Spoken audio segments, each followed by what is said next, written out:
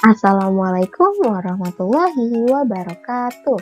Hello everyone, good morning. How are you today? I hope all of you guys are fine. Welcome back to YouTube channel Meet Nuritu with Miss Dia. Hari ini kembali lagi kita akan belajar tematik, tema 5, subtema 1, dan subtema 3 muatan bahasa Indonesia. Sebelum mulai belajar, ayo sama-sama kita mengucapkan basmalah. Bismillahirrahmanirrahim.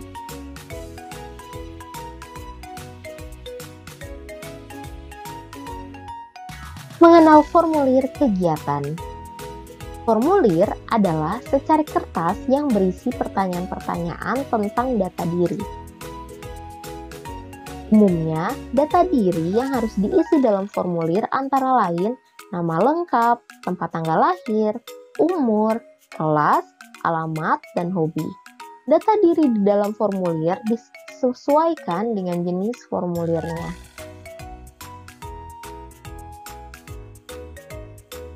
Di bawah ini adalah contoh formulir kegiatan. Contoh formulir kegiatan di sini ada kegiatan pendaftaran anggota PNI. Ya, bisa dilihat di sini formulirnya berisi nama lengkap, nama panggilan, umur, kelas, alamat, hobi, lalu ada tempat dan tanggal dibuatnya formulir, lalu ada tanda tangan si yang pengisi formulirnya.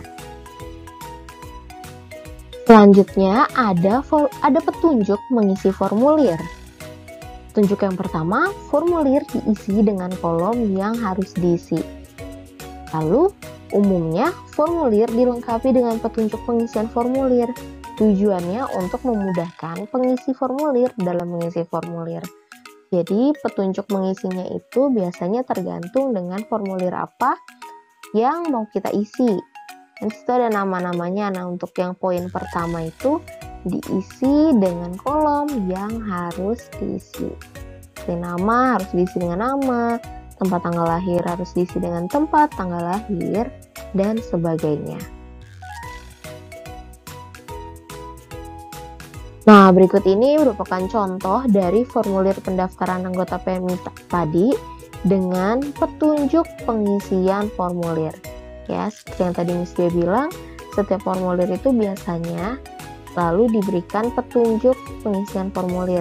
Di situ ada ketentuannya ya sendiri, ada istilah dengan pulpen, tinta hitam, lembaran formulir tidak boleh robek atau kusut, dan lain-lain. Yang merupakan contoh dari petunjuk pengisian formulir. Selanjutnya melengkapi formulir dengan data diri. Formulir diisi dengan data diri sesuai dengan keadaan sebenarnya. Data yang diperlukan dalam mengisi formulir berbeda-beda sesuai dengan kegunaan formulir yang diisi. Ini tadi sudah dijelaskan, diisi dengan keadaan sebenar-benarnya. Gak boleh direkayasa dan lain-lainnya. Lalu, data yang diperlukan biasanya berbeda-beda tadi ya. Data pendaftaran anggota PMI dengan data untuk sekolah beda gitu. Nah, ini dia salah satu contoh formulir yang sudah diisi. Kalau yang tadi kan hanya formatnya saja yang sebelumnya contoh. Nah, sekarang ceritanya sudah diisi formulirnya. Di sini ada nama lengkap, diisinya dengan nama Fitri Anissa. Nama panggilannya adalah Fitri, tempat tanggal lahirnya Magelang 12 Agustus 2006. Kelas 6, alamatnya di Jalan Haji Baping Raya, nomor 100 Jakarta Timur, dan hobinya berenang. Lalu tanggal dan tempatnya juga diisi Jakarta 5 Juni 2018, lalu ditandatangan oleh Fitri Anissa, si pembuat formulirnya.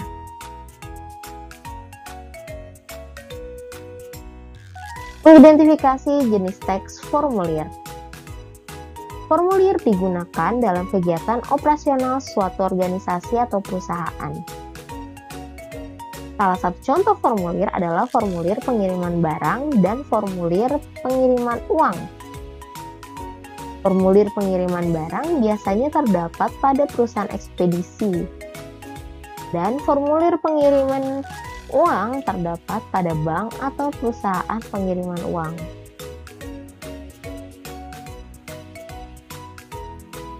Formulir pengiriman barang atau uang diperlukan ketika seseorang akan mengirim barang atau uang ke suatu tujuan tertentu.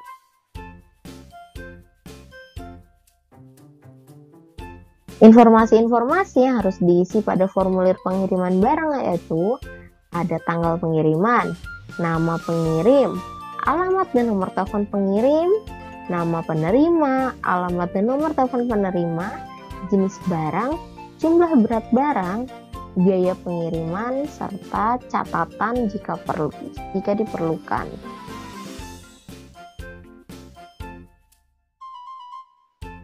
Ya, dan berikut ini merupakan contoh formulir pengiriman barang. Ya, di sini ada dari Pos Indonesia. Ya, di situ bisa dilihat ada nama pengirimnya. Ya, di situ paling atas tuh ada nama pengirimnya, data pengirim, terus dia penerimanya, alamatnya, ya, daftar isi kiriman. Berarti di sini keterangannya itu apa yang mau kita kirim, misal barang apa atau uang sekalian ditulis. Terus di sini ada tulisannya ya, contoh barang diangan, dokumen, hadiah, dan lain-lainnya. Di sini contoh dari formulir pengiriman barang.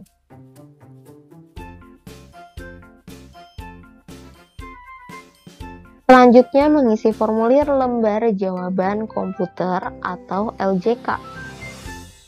Lembar jawaban komputer atau LJK digunakan untuk ujian masuk ke jenjang pendidikan selanjutnya seperti sekolah menengah dan perguruan tinggi.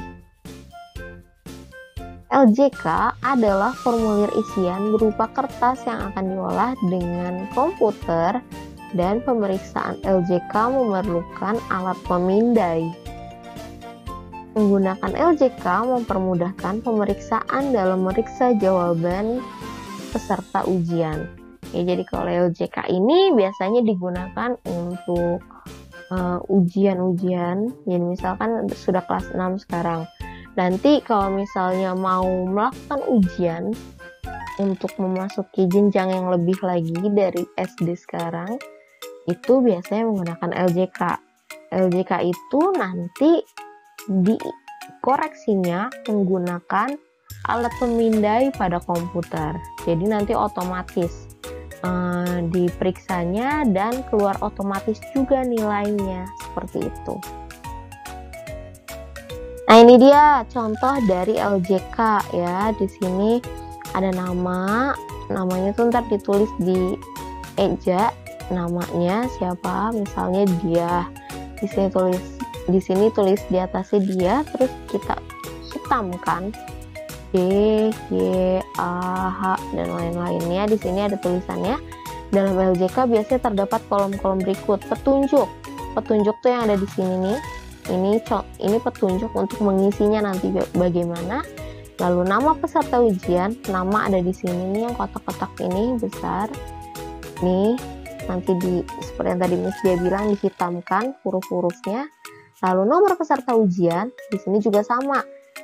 Nomornya ditulis di atas sini, lalu nomornya lagi dihitamkan di sini menggunakan pensil. Misalnya nomornya 1, 2, 3 gitu. Nomornya 1, 2, 3 nanti kita hitamkan dengan rapi dan agak terang, tapi jangan sampai merusak kertasnya, dihitamkan gitu. 1, 2, ini harus rapi, nggak boleh keluar garis ya kalau di kertas aslinya. Selanjutnya ada tanggal lahir peserta ujian. Nah, tanggal lahir peserta ujian itu ada di sini.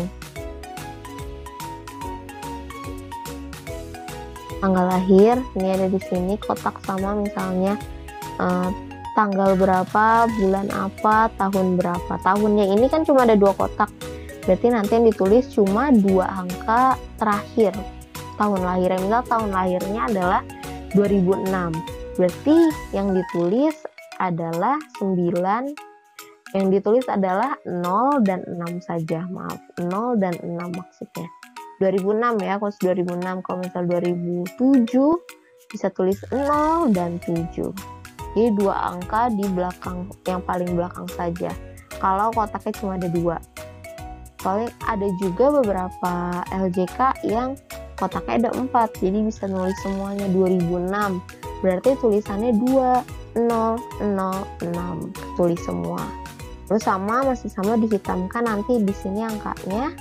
Lalu selanjutnya nama mata pelajaran. Di sini mata pelajarannya bahasa Indonesia, matematika atau IPA. Di sini kita menggunakan LJK untuk ujian nasional, jadi hanya 3 pelajaran. Bahasa Indonesia, matematika atau IPA. Selanjutnya ada tanggal ujian. Tanggal ujian seperti biasa diisi tanggalnya saat ujian. Lalu tanda tangan peserta.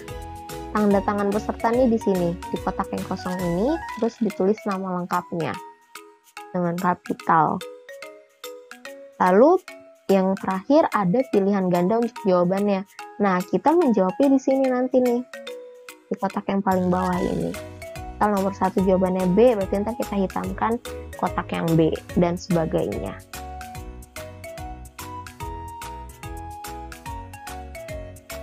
Langkah-langkah mengisi formulir lembar jawaban komputer atau LJK. Yang pertama, untuk mengisi LJK, kita memerlukan pensil 2B yang agak tumpul. Karena pensil yang runcing dapat merusak LJK. Ya, tadi seperti Miss dia jelaskan, jadi kan itu harus dihitamkan ya kotaknya, kotak-kotak pada LJK. Jadi kita harus menghitamkannya dengan jelas, tapi jangan sampai rusak. Itulah kenapa kita harus menggunakan pensil 2B yang agak tumpul.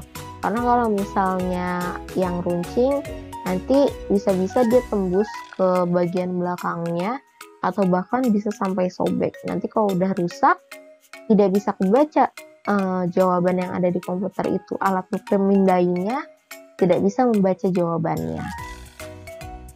Selanjutnya setelah itu periksa LJK apakah ada bagian yang rusak, ya kan? Seperti yang tadi Miss dia bilang, kalau dia udah rusak itu dia nggak bisa ke-scan jawabannya, berarti udah nggak bisa dapat nilai. Itulah kenapa harus dicek dulu sebelum mengisi. Jangan udah mengisi nanti ternyata ada yang bagian yang rusak, nanti kita bisa mengulang lagi ngerjainnya. Jadi sebelum mulai kita cek dulu sebelumnya.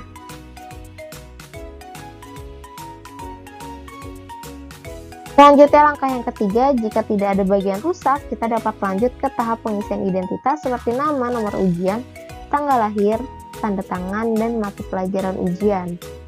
Lalu selanjutnya setelah mengisi mata ujian, kamu dapat memulai mengerjakan soal ujian.